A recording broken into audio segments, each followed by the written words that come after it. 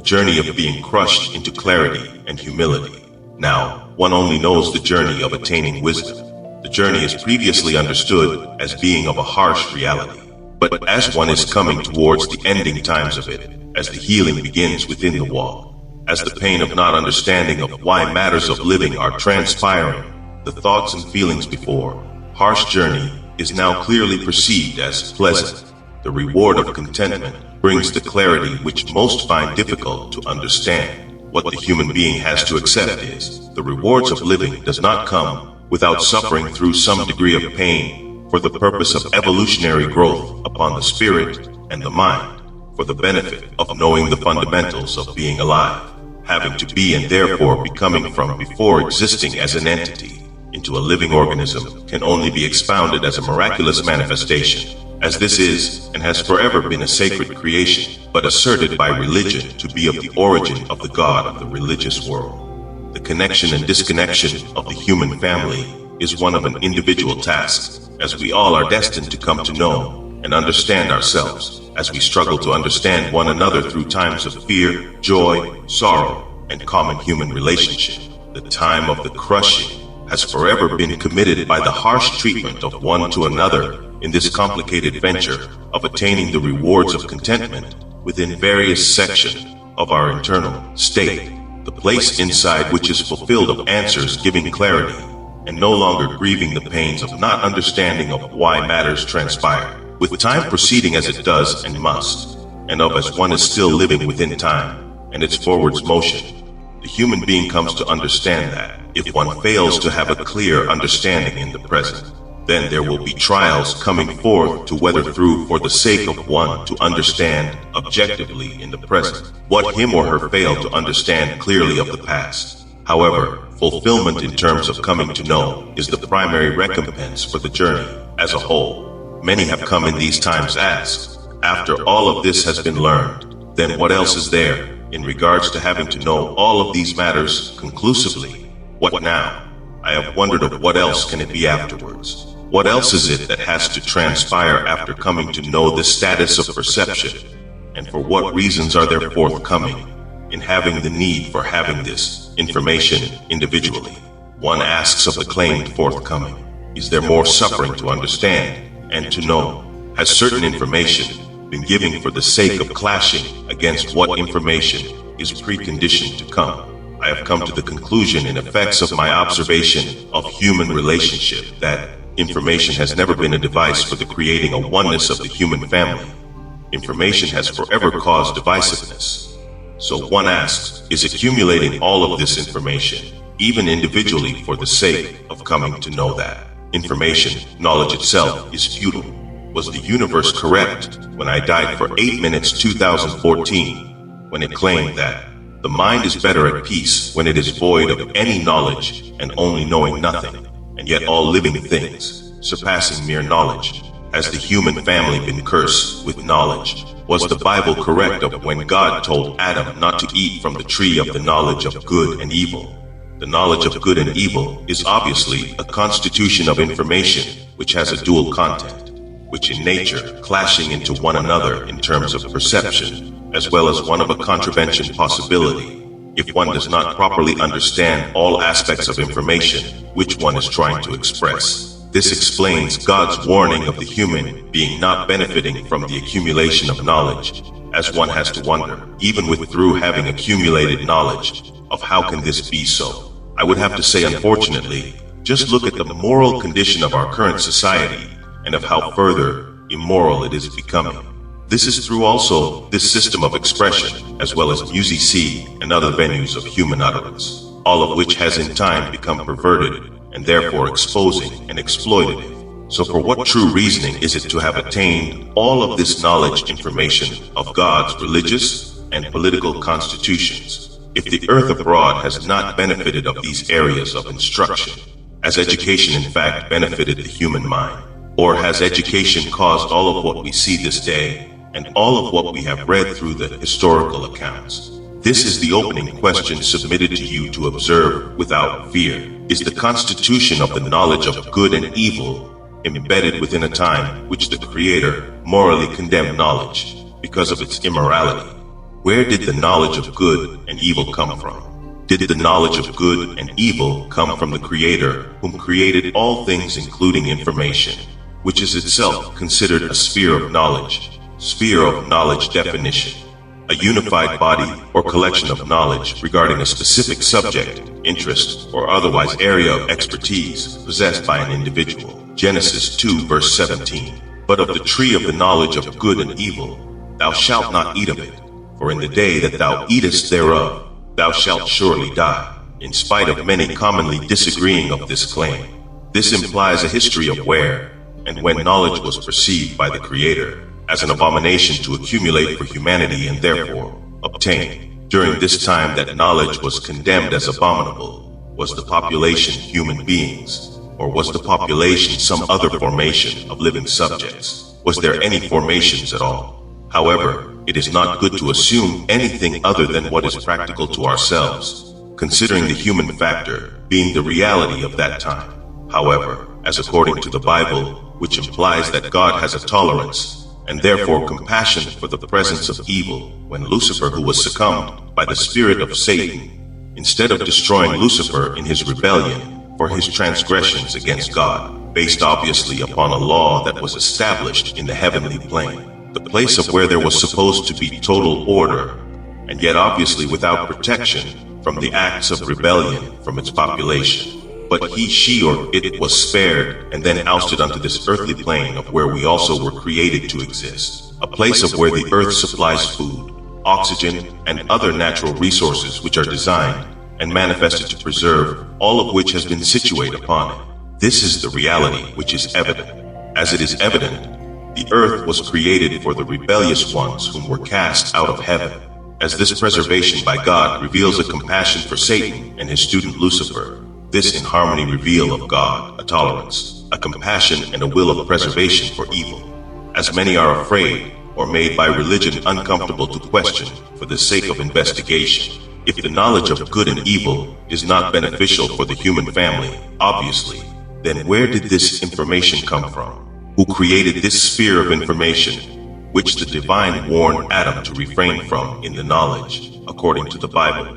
Was there another God present who created this constitution which the divine did not agree with? Before information was released by what Eve committed through the instinct which she possessed, within which was rebellion, Satan had to know that she was made for the purpose of being able to be manipulated by it, and therefore cause also the same rebellion upon earth as was committed in the heavenly plane, as this influence of her made Adam to be manipulated in obtaining this knowledge, which caused the death of the current humanity. But despite her influence upon Adam was still responsible for making his own conscious decision in going against what God instructed him not to do, which implies him also having the rebellion implication inside. This is obvious the case. Otherwise, this would not have taken place.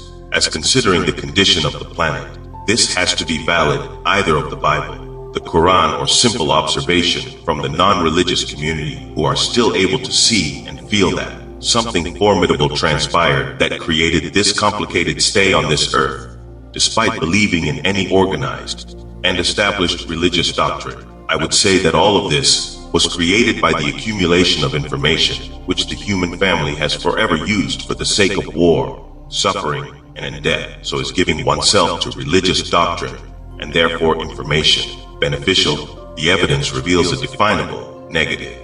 The state of mind that Adam was in according to the Bible was obviously the state which was shown to me when I died, a mind that was empty of any information, which revealed my being to be back a part of all living things of clarity, beyond limited knowledge, and back being a part of being one with all living things and power, which is unlimited, as also not having any implication of implementing any personal agenda because of having no more information to enforce any further chaos upon the earth.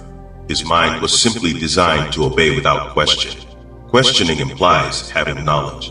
The moment that Adam gave into Eve's information, he died assuredly. Knowledge opposes truth, as what was implied of Yeshua. John 5 verse 30. I can of mine own self do nothing. As I hear, I judge, and my judgment is just, because I seek not mine own will, but the will of the Father which hath sent me. John 12 verse 44. I have not spoken of myself, but the Father which sent me, He gave me a commandment, what I should say and what I should speak. The same as Lucifer through Satan sought his own will, the same was Eve in truth in time, seeking her own. As she removed herself from the presence of Adam, they were compatible and in harmony with rebellion, as this is what we are seeing this day in many women, men and children, all of which are the results of the accumulation of knowledge that has produced such a condition of the environment through this current government system is slowly destroying human relationship. Yeshua said that he does not speak of myself, and thus he does not speak from the area of any knowledge that he has attained, but of the Spirit of the Divine alone. And therefore, the Spirit of truth is in opposition of knowledge, as what was implied when this was said. Genesis 2 verse 17. But of the tree of the knowledge of good and evil, thou shalt not eat of it, for in the day that thou eatest thereof, thou shalt surely die. Was this implying that the information and therefore constitution of information was fruitless, non-beneficial, and non-productive? When observing the condition of the earth, it is clear that the accumulation of information has produced of humanity a world that is in fact inhumane in terms of human relationship. Therefore, seeking to find the right information is futile. All matters of living has to be trusted with the spiritual and intellectual instinct of the human being, who is humanity. Information has only caused divisiveness. As this is placed before you as a possibility and a reality, consider what you see this day. Is there more suffering to understand and to know? Has certain information been given for the sake of clashing against what information is preconditioned to come? After the organism has finished its course through its accumulation of information, according to its designed destiny, what purpose is there to further obtain the information that was learned of the flesh if the human being is transformed from the burdens of the organism and into what is asserted as the spiritual state of being? It is a fact that what the organism has stored in memories, despite its years of existing in function of that information, when the organism dies, the information dies with it. All go back to the earth, and its source is never again recorded as valid for the benefit of the human family. But what is claimed of what the organism has accumulated through religion is asserted to lead the spirit of the human being to a better place, known as the heavenly state of existence. Has this been validated as a fact, or has this been left to be believed and thus not known in truth? What is the meaning of this? There is a state of powerlessness in belief, an incapacity in belief, an option for insecurity and inadequacy inside a belief system, the inability for any human being who has passed on to return to inform the rest of the human family that the religions which have been given to the earth are in fact valid, reveals that religion and what it contains remains a source of control without validation of what it claims to exist. What is the fact of doctrine is the reality of illusions which religion gives to the human being's intellect in regards to its assistance of fear and the gift of imagination, the possibility of being punished for the crimes against existing inside a humanity that no one was given a consent to venture in, never given any insight to why existence is a reality, and of why the human being was considered a participant to play. The contention that the human being is upon what can be compared to being inside of a state which likens of indentured servitude, and is serving the earth of what was obviously created for the rebellious, a time to resolve the matters of the heart and mind, without having the option of knowing of how we failed in the previous state of being, without having to suffer the crime of what two human beings committed. And yet this is asserted as a justice, and therefore justification of why the human family struggle this moment in time. Genesis 3 verses 17 to 19. And unto Adam he said, Because thou hast hearkened unto the voice of thy wife, and hast eaten of the tree, of which I commanded thee, saying, Thou shalt not eat of it. Cursed is the ground for thy sake. In sorrow shalt thou eat of it all the days of thy life. Thorns also, and thistles shall it bring forth to thee, and thou shalt eat the herb of the field. In the sweat of thy face shalt thou eat bread, till thou return unto the ground. For out of it wast thou taken, for dust thou art, and unto dust shalt thou return. This speaks of mankind being ordained to suffering under a government economic system because of not executing the mind which the Creator gave him, which was to obey, according to obedience to his given intelligence. But because of heeding to the mind of a woman who has become one with the intellect of Satan, who heeded to the words of the enemy. This is the reason of why so many families are destroyed through the disobedience of the women inside the family structures of this current society. None of what this scripture is implying is saying that man will be free to till the land without being conquered by a government system, as all of which causes the human family to suffer the physical and stress-related effects of working inside of an economic system designed and established by government powers, given those powers by the human family, which cause this upon themselves, and therefore ourselves, even within the constant feelings of inadequacy and the burdens of working inside of a system because of the demands of the flesh to survive. The flesh demands, I am hungry and so you must work to feed me. I thirst and so you must work inside of this current system to quench my thirst, and to give me shelter that I may rest and have security for the next day, as I demand that you rise for to get back into the fields that I may continue to live. As it is this day and time in 2022 and venturing into 2023, this is the reality, the burden of living. The burden has been created through mankind's own rebellion against his own mind and heeding to the intellect of the enemy of mankind, rather male or female. Is this why we have been programmed through this living experience to say to the dearly departed, rest in peace, as Dr. Martin Luther King's tombstone read, free at last, thank God Almighty I am free at last. Resting in freedom. Resting does not imply a permanent state of peace. It implies a time given for peace and a preconditioned state of chaos coming. Let's hope that I am terribly wrong. However, why should we have to hope at all? Has the journey been felt to be one of being enslaved? Many this day are beginning to feel that the state of living in this environment has become such a burden and not a blessing. Many have thoughts of self-termination for to escape the burdens of living. The homeless are beginning to say to the sheltered, I don't have to be concerned of the things you do, the paying rent and the paying for the lights. I have the earth as my shelter and the sun for my lights that I may be able to see. I have found ways of finding food through many aspects of what many leave behind in the dumpsters of the society of where many fools take advantage of what they have been given and throw what is still valuable for me to consume for the body in the trash. As this is the reality, despite an agreement or not in terms of its degree or percentage, this reality exists. This can be resolved the moment we understand how vital compassion is and what it will take to heal this earth. The question is, how many of us are willing to admit that our only enemy is not this government system, but the enemy is ourselves?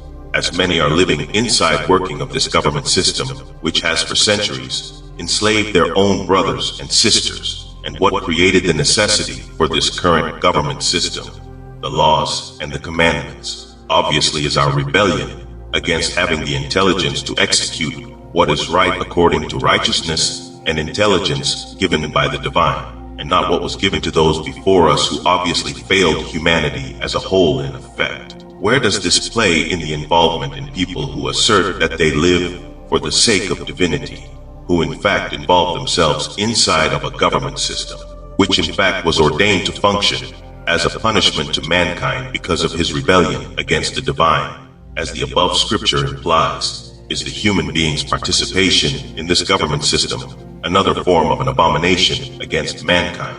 As Yeshua implied that his kingdom is not of this world based upon principalities, the conformance of the world governments, and the non-conformance of the human being to the will of the Creator. The state of our reality has obviously revealed that very little has changed for the better, as many are seeking to be a part of this government system, which has opened become a world system now without secret, as it in the same implication is offering college courses for many of the youth to take classes for their place inside of this Egyptian Roman government system, which is in truth Babylonian in intent. There is a vicious cycle of immorality which is present. I saw in meditation recently that enlightenment has nothing whatsoever to do with any measure of information, but of a human being who has the humility to be silent when they know they should. Otherwise, their vanity only invokes them to make guesses in the name of being spiritual or conscious. This is the divine discernment which most who are walking in humility possess. In spite of possessing this vast amount of information, one is awaiting the opportunity to share or even blabber. The most profound state of wisdom and insight will forever be being able to honestly say to yourself, "I don't know," and remain silent. Fabrication is a sacred dilemma which could manifest at any given moment in a discussion because of someone determined to see if you in truth are this divine human being that is propagated. You could expose yourself in trying to assert being something you are not, while the other person who is doing the fabrication seems immensely humble as they look at you and think to themselves. Fabrication has a tendency to reveal the fraudulent ones. It is unfortunate, but a necessity in these times to see what one is faced with, to be rejoined back with all of which holds unlimited power and humility, silence, contentment, no duality, no name or earthly memories. All I can explain it is in one word, and that is clarity. The knowing of all beyond the limitation of the measure of mere knowledge, as information was no longer a factor, and therefore a weighty burden full of conflict. I was free. It takes a while to accept living again after experiencing being absent of the flesh. People are not going to understand you most of the times because your mind has been expanded beyond your formal self to the capacity. You have to get to know yourself again. And also there is a familiar feeling, a presence as well that feels omnipresent. And this is a state of being that is utilized upon a daily basis without effort of expression. You find yourself being forced into a state of isolation because of not being understood. In time, you come to accept that your only real companion is that what you have learned of the experience, and it is that in which is your true, lifelong spouse. The time of withdrawing from the common attachments of others fails to be difficult because of being evolved into a mind which holds a clarity surpassing the common reactions, triggering emotions of discord and dismay. You are upon the earth, but no longer as earthbound as before according to what mentality rules the society in all of its platitudes and trends of thinking and responding, reacting and being completely a manifestation of a fictitious state of living that most love and embrace because it permits them to lose themselves and become, is currently and obviously taking the world into a darkness which none will understand its self-destructive formula until it is too late to know that this self-destructive environment was simply brought about by human beings who were taught through various agents of social engineering to reject themselves as they are for the sake of embracing that which only is beneficial to this system. Where much has been gained, plenty will be lost. But it's never too late to turn this thing around. It's up to us. It is clear for most that understand the vitality of objective thinking that if you are up under a law or commandments based upon moral correction and a maintainer of this moral correction system, and the consequences of opposing those laws despite betrayals in your actions is the death of hellfire, a mythical designed dwelling place for you to burn in anguish for the rest of your eternal life, then your submission to fulfilling this law or commandment is truly rooted in fear, and thus fear is the God that you serve, because fear is the driving force of your submission, not love. It was the disorder in mankind in which created the necessity for the law and the commandments, and therefore mankind and his disorder gave birth to the commandments that he is under, as this implies him and her already foreknowing what was morally correct. To have to be commanded to perform an act of civility reveals a man or woman whose submission is rooted in a present resistance internally. To have to be commanded implies those who are being commanded still possess some moral resistance in opposition of what the commandment implies, and therefore resistance keeps the laws and commandments valid. Having to be under a law-organized religion, after it has been fulfilled, then it no longer is a necessity to submit. You are free to be yourself and walking in the light of truth if you are able to perceive the inner two yin and yang, the duality of the self. Then know that you are the third party observing them and seeing that they are in conflict, clashing against one another because of containing opposing perceptions, creating conflict between the two, thus a sense of duality in the human being. They can never coexist in harmony. However, the third party is not able to produce a resolve, even though it sees the conflict. So being able to perceive the third, seeing the dysfunction of the two without a resolution, you are in fact in the fourth insight of where there is clarity. Don't think about it. Allow it to reveal itself. It's clarity. There is a fourth inner eye meditation is revealing and healing within one movement. Protect your inner peace. Never sacrifice it back to those who caused you turmoil. Compromising your divine clarity is the death of your contentment and the birth of further turmoil and duality. Be responsible for everything you have which provides your confidence and strength. No one else will or were created to do that for you. Morality exists within the realm of duality, and therefore, it is left to be asserted as a point of view according to one's life experience in terms of personal perception and its effects upon the mind and spirit. Having this entity contained within, with an opposing nature, it can't be an absolute righteous state of morality if it is given a purpose by way of the opposite, which is immorality. Having an opposing partner based upon immoral standards, the assertion of righteous morality leaves to be only a point of view. Then the question arises if morality and immorality have the ability to coexist in harmony, while still in their state of opposing implications creating duality. Then we are left with the yin and yang symbol of conflicting forces, which implies aggression and assertion clashing against one another, which is mistakenly understood as the balance. Balance is supposed to imply contentment by way of a universal perception. Contentment is free of any conflicting forces within the host. No duality.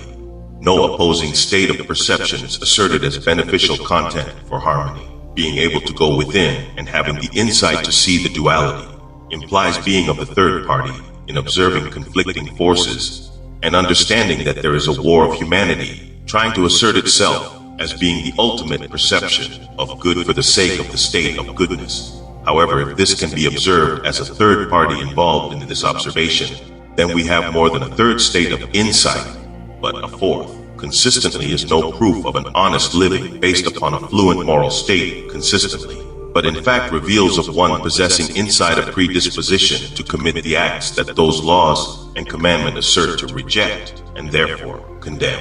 Considering that we all were created an extension of a dual creator, which created both good and evil, both war and peace, male and female, etc. With this practical information and the insight to understand the essentials of this and of how these entities operate, we will in time understand the importance of again utilizing our own authentic instinct, which has been contaminated and enslaved by religious doctrine, and ending the fear of again walking free under the sun and being our true selves. The true fulfillment of the law or commandments is no longer having the need to submit to them.